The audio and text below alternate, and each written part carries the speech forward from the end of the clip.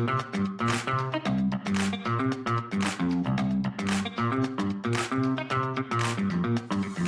listening to the Product Coalition podcast with Jay Stansell. This is where product mastery happens.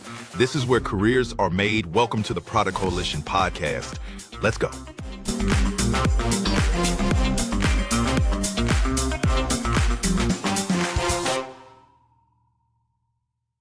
Hello, everyone. Welcome to another episode of the Product Coalition podcast. Joining us today is Nicole Segerer, the powerhouse general manager at Revenera, which is a division of Flexera where she leads a global team responsible for over $100 million in sales. Now, Nicole's journey through product marketing, strategic leadership, and transformative growth has spanned more than a decade across both Revenera and Flexera.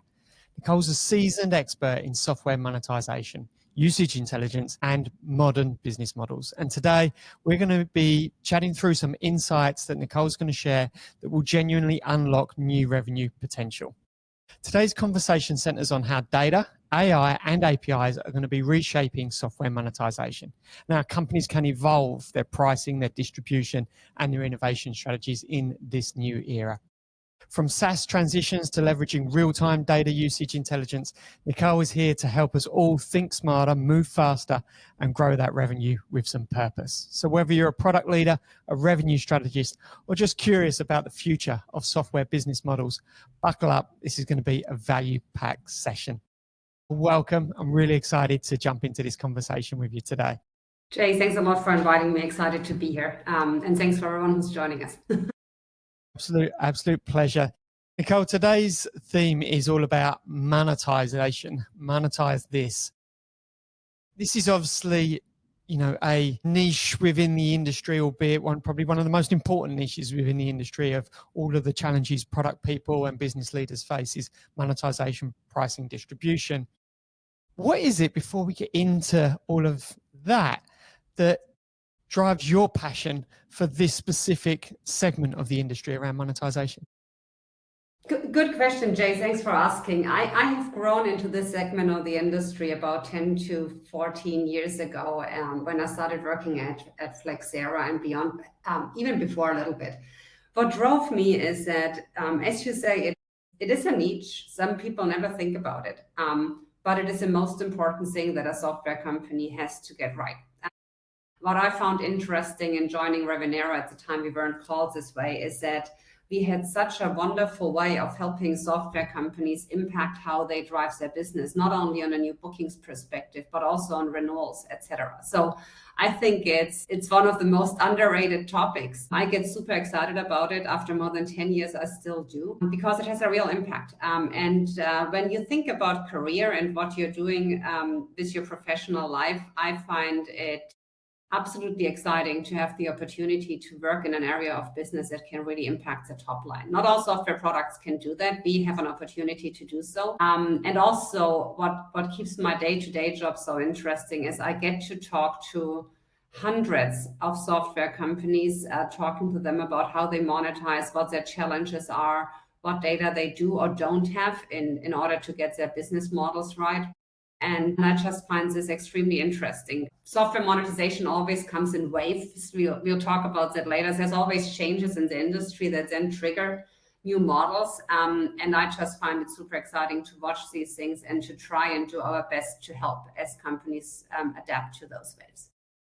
Fantastic. I appreciate for many of the audience, yield profitability is being squeezed around the world. The last 5 years post-COVID has taken us on a new path when it comes to monetization and growing top line. And obviously with technologies like AI now becoming the common core center of everything we're thinking and doing, I'm really getting excited to go into this. To get us going, Nicole, where are the major trends right now when it comes to new software monetization approaches? Yeah, thanks. Great question, Jay. The major trends are, you just highlighted one. When we think a few years back, let's take a 1 second or 10-second history lesson. When we think 5-10 years back, there was a time when profitability was not valued very highly. There was a time when it was possible to burn money for growth. Time doesn't exist anymore. Profitability is super important. At the same time, we get that other trend coming in, and that is a combination of SaaS and AI, I would say. A lot of software companies have already moved to SaaS. It's a smaller percentage that actually is able to run SaaS in a profitable way. And now you get an acceleration of that trend with AI coming in. Why is AI an acceleration of the trend? It is because AI isn't cheap. AI comes with a lot of cost. When you think about data, compute, building new solutions, building agents, et cetera, putting actually more pressure on the bottom line and profitability. So that is what companies are facing right now. So they are having the challenge of making their SaaS solutions really profitable and of picking the right innovation in AI and then making sure that this actually works out when you look at a product line or a company P&L. And that's easier said than done. It's a big challenge for a lot of companies to work on, but it is the current trend that is impacting everyone. You also see that internally, when you look at how product management teams actually tracks their P&L, companies are getting way smarter. So now you have FinOps teams coming in saying, okay, here's your cloud spend, here's your AI spend. By the way, you're using those 10 SaaS tools to help with your cloud and AI, very often, by the way, way more than 10, to help with your cloud and AI strategy. All of that cost needs to be broken down, gets broken down to a product level and more recently even down to a customer level. And that is where that question of profitability comes in.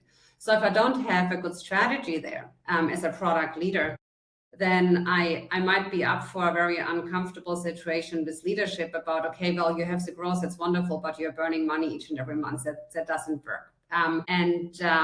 Product leaders, I think, are well advised to start looking at that data and to start thinking about what they can do about it to make sure that they not only innovate, but they also do so in a profitable. Okay, staying in this thing, I want to go to best practices, but to be honest, Nicole, I'm a big anti-patterns guy. So as product leaders, revenue leaders are taking those thoughts in that direction, what are some common misconceptions or principles that you think need to be unlearned before going into that step? Great question. Generally speaking, and that's not just monetization, I think that's actually a broader product management principle. People need to unlearn to just build features and capabilities for the sake of it. It doesn't work, especially when you think about AI use cases. And we've got real data on that, right? We know that just did a research, we do monetization monitors. It's a research that Revenera does with customers and prospects. So we always ask, well, what are you doing and how is it working from a monetization perspective? 80% of companies will have launched some sort of AI functionality, Gen AI, agentic AI, whatever. But when you really go deeper and you look at, okay, are customers using this? And is it something that carries some value that people would actually pay for? That creates a whole different picture. So I think product leaders need to unlearn to just build capabilities to be the first and to be the cool one, but to really and they should really think about what provides value to my customers.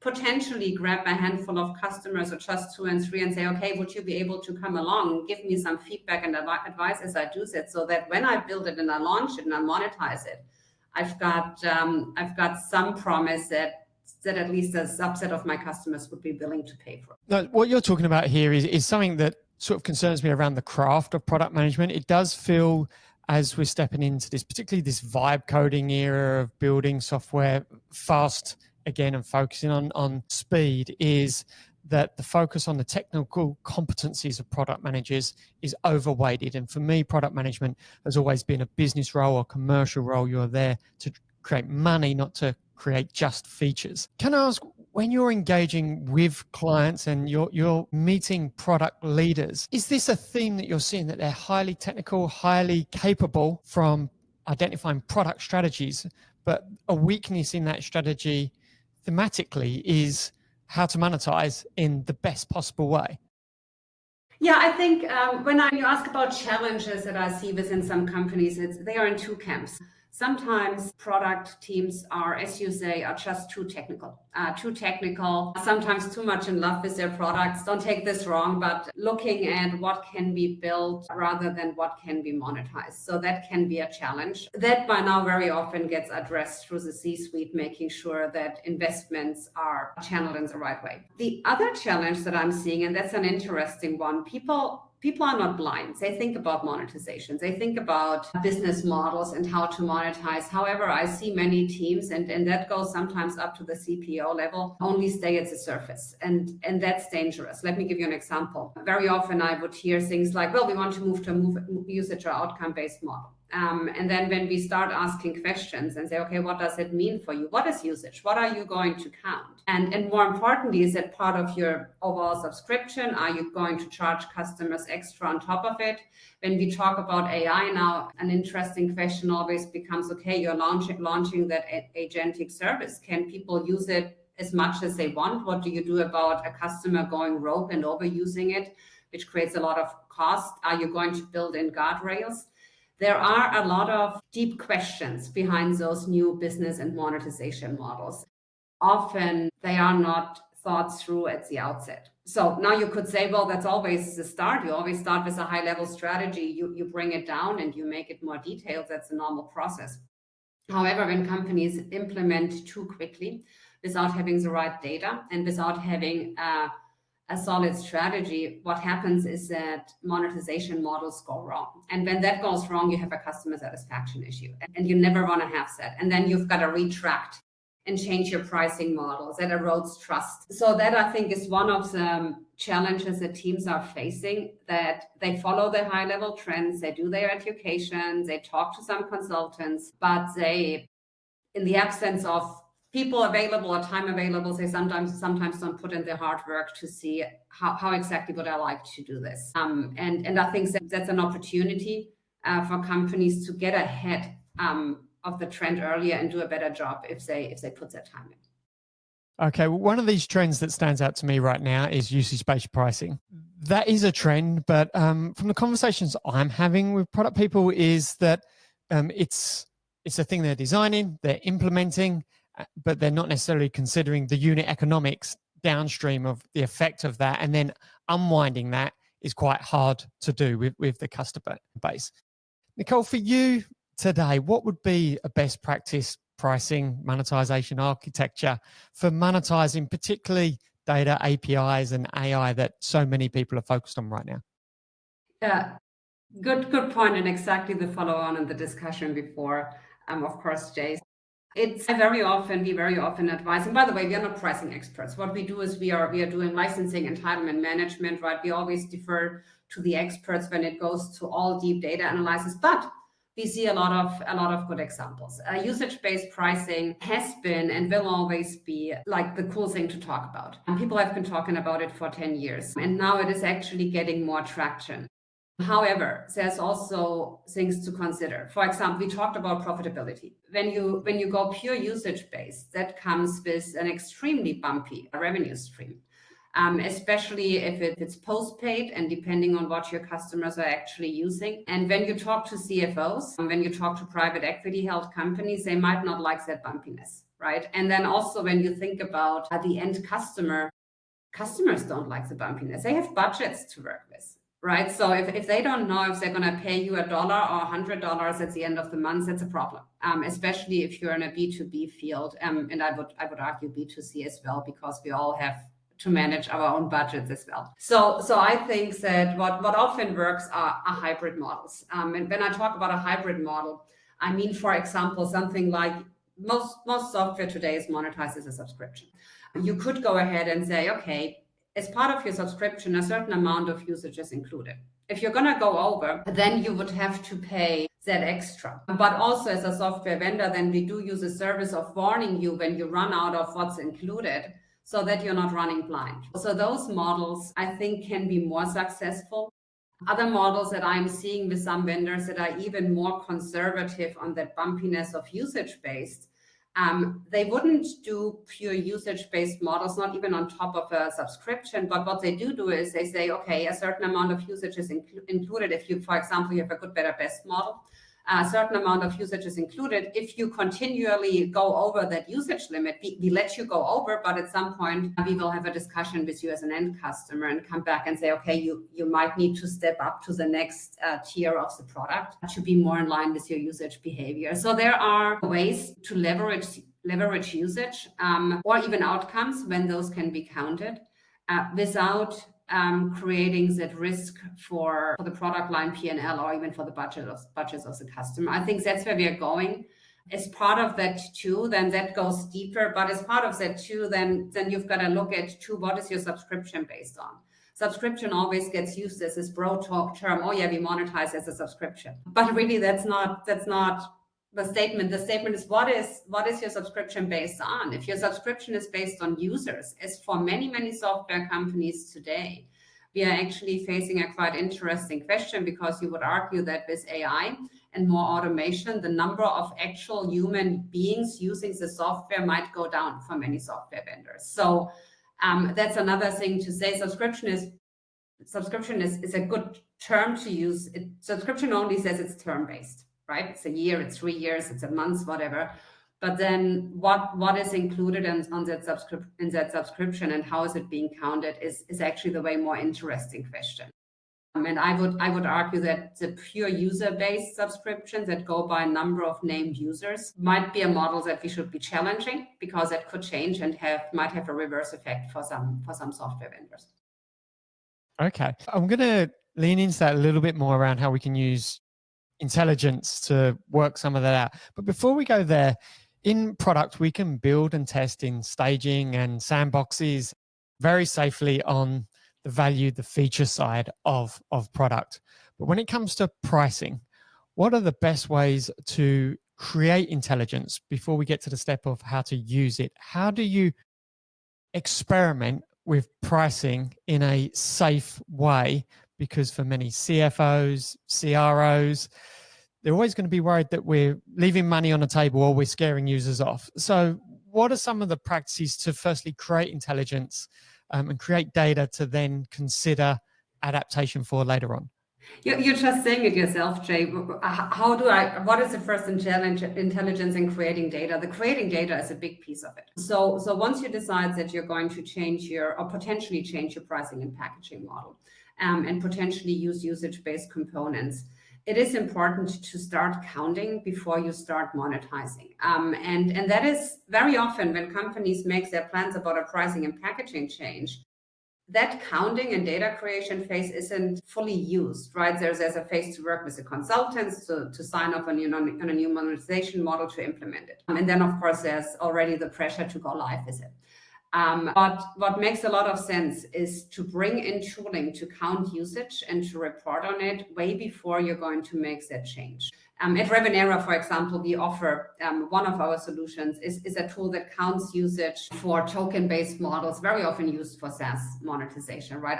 I buy a certain amount of credits or tokens upfront, I burn them down. And we always recommend for customers to implement the tool and basically let it run in production without anyone knowing, to just provide the data. So when you say, okay, I want to just make another story now, right? I want to, the usage for me is the completion of a certain transaction in the system. You should be counting how many of those transactions complete.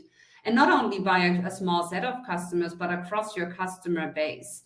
Because what also is interesting is that software is being used very, very differently by different customers. So if you think you have the right usage metric, you will often find out that you always have that curve, right? You have some customers not using that metric at all. You have some customers using it the way you expect it to, and you have some customers using it way beyond. And you have to think about how are you going to make the pricing work for all of your customers if you don't want to end up with customer-based pricing, which is a nightmare for 1,000 reasons.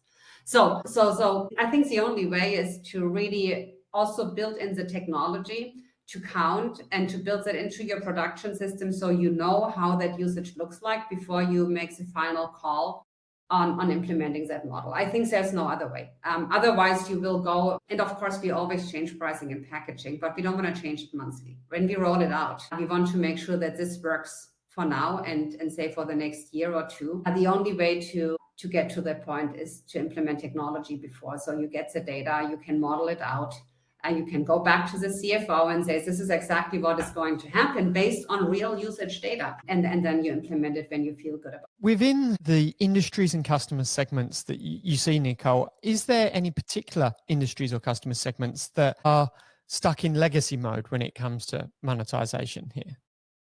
Any themes? Well, there is some industries are, but not to their own fault, but really just because of how software is being used. You still have some industries that rely a lot on high performance computing that is still being done on premise more than in the cloud. That's still a thing, believe it or not. So you think about electronic design and automation, for example, there's a lot of on-premise software still. You can also see that in any analyst report.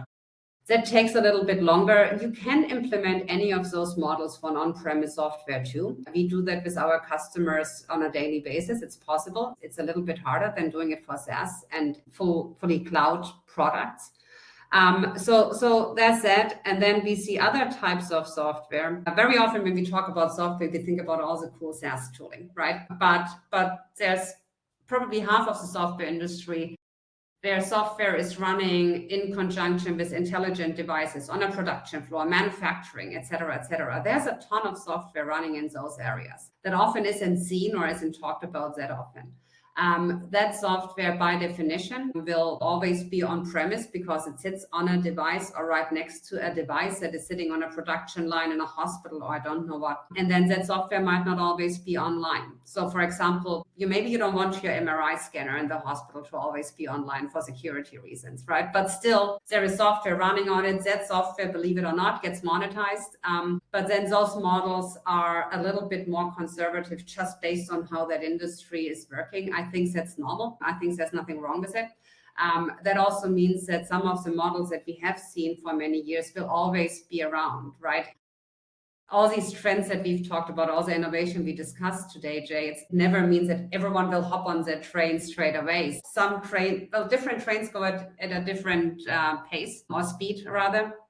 And that's okay, right? In the end, it all depends on what is the value to the customer and how can the supplier run a business model that works for them. And if something works for them that doesn't include some of the new stuff, that's okay too, right? Based on the industry.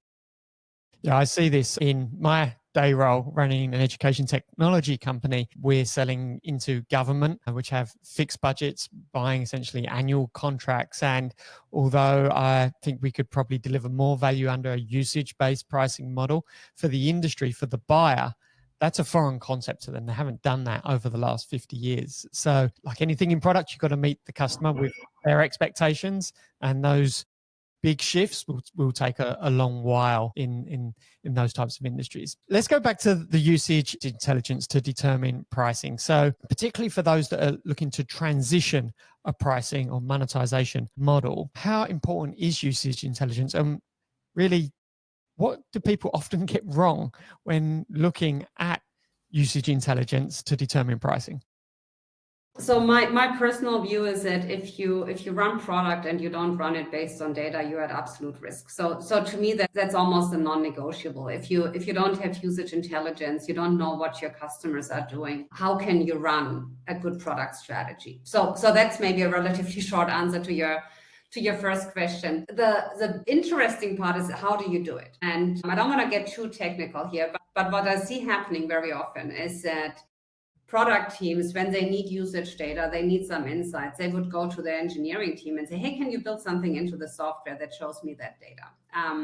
And that can be a very risky journey to be on, because that means that the engineering teams that should actually build cool new software features and innovation end up building more and more telemetry in product reporting, usage counting, enforcement triggers if someone overuses, etc.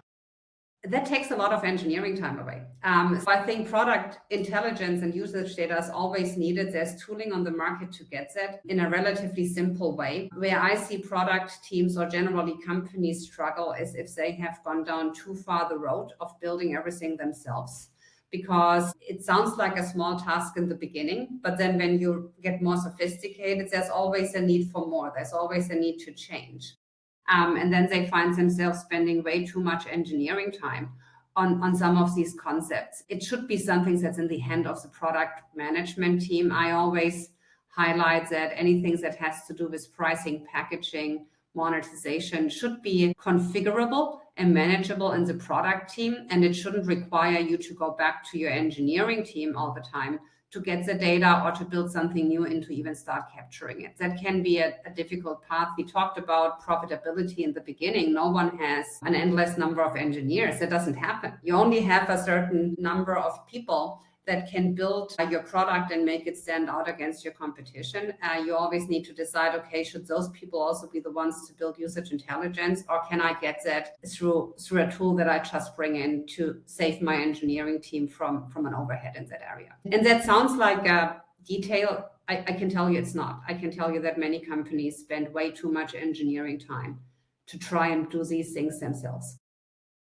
I want to stay in this space with you, Nicole, around internal culture, around monetization. When I think about collaboration for onboarding experiences, collaboration around roadmap design for the product company for a year ahead, they're often highly collaborative. But typically, when it comes to monetization collaboration, it feels like the thing that everyone wants a say in, but no one quite often wants to truly own it. And for people who are in that type of business where the accountability is either unknown or blurry or grey, how do you bring together sales, product, and finance into alignment and make this conversation a conversation that everyone can enjoy?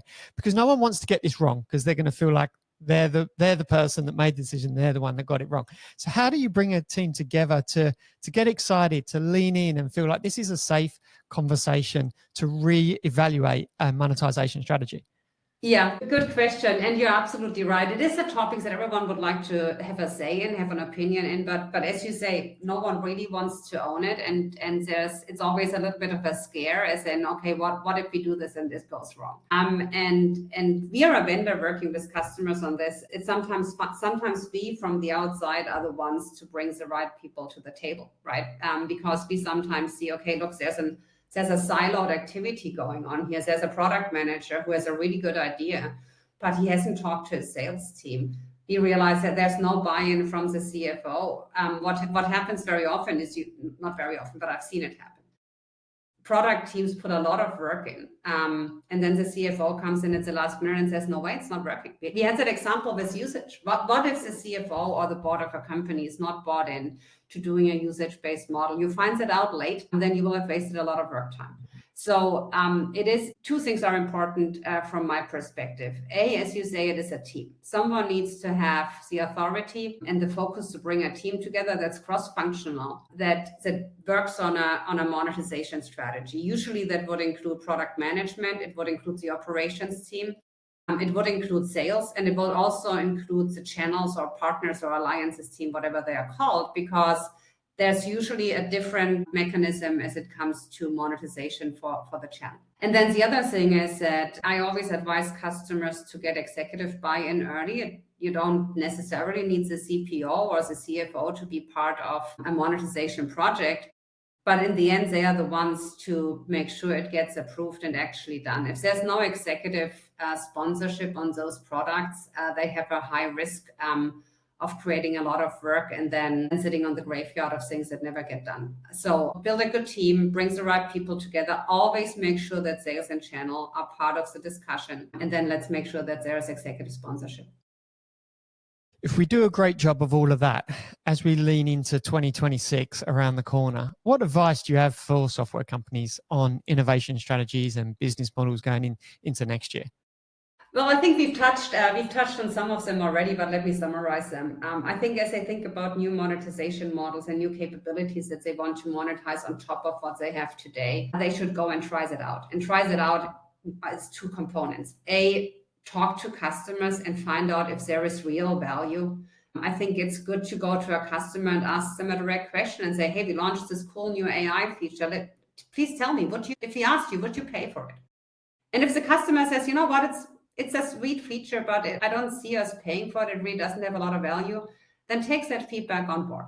And then the other is the technical part of it. Tracks the data, gets the usage intelligence, and to understand how software is being used. And then the third, get ahead on the product line P&L and understand where the profitability is. Sometimes the profitability is still sitting with on-premise products. That's okay. But then you also need to think about, how do I grab that customer cohort and move them to my cloud and SaaS products, if that is the strategy that I'm on. If I don't understand what those customers are doing, I also have big risks. So those are the things that the software company should be doing. I think we'll see a lot of consolidation in how AI is being used.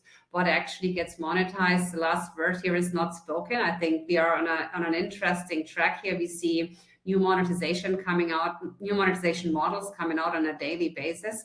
But I think there will still be some right sizing, some consolidation. So it's always also good to look at what is the competition doing, what's working in the industry. And my strong philosophy is always, if it doesn't work for your customers, right, find that out early and adjust, because no one can work it. The customers always have the last word in this, as they should. Nice. Nicole, I want to finish on a more personal note for the audience. When researching you, I know horseback riding is something that's a significant part of your personal development. Can I ask, through your career, what role has mentorship and personal development in things like horseback riding played in leadership progress for you as an individual?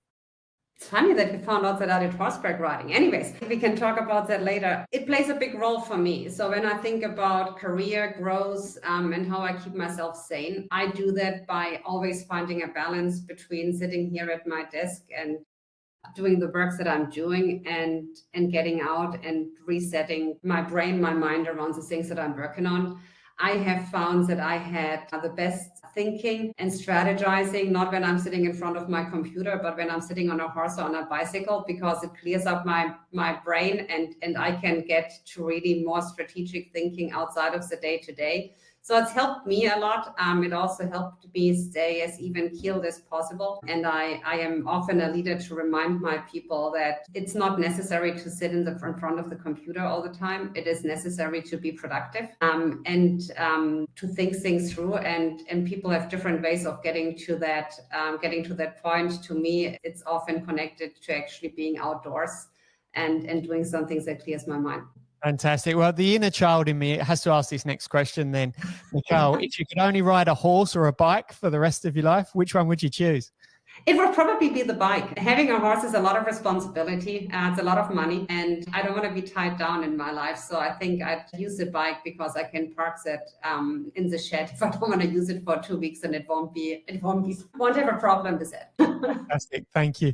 Thank you so much today for today, Nicole. It's really been an enjoyable, insightful conversation around monetization, not only where we've been, where we're at and where we're going. And I truly appreciate getting the opportunity to speak to someone like you that has lived and breathed this for well over a decade as a specialist domain subject. So thank you so much for coming on today. Thanks a lot for inviting me, Jay. It was a great conversation. I thoroughly enjoyed it. I hope it's the same for everyone who joined us here. Thanks a lot for having me here. Thank you. And thank you to the audience for listening in. If you'd like to learn more about Product Coalition, please head over to productcoalition.com. Until next episode, thank you very much. And that's a wrap for today's episode of the Product Coalition podcast, hosted by Jay Stansell. Got questions or want to explore more topics? Connect with Jay on LinkedIn or join the ever-growing Product Coalition community on Substack. Thanks for listening.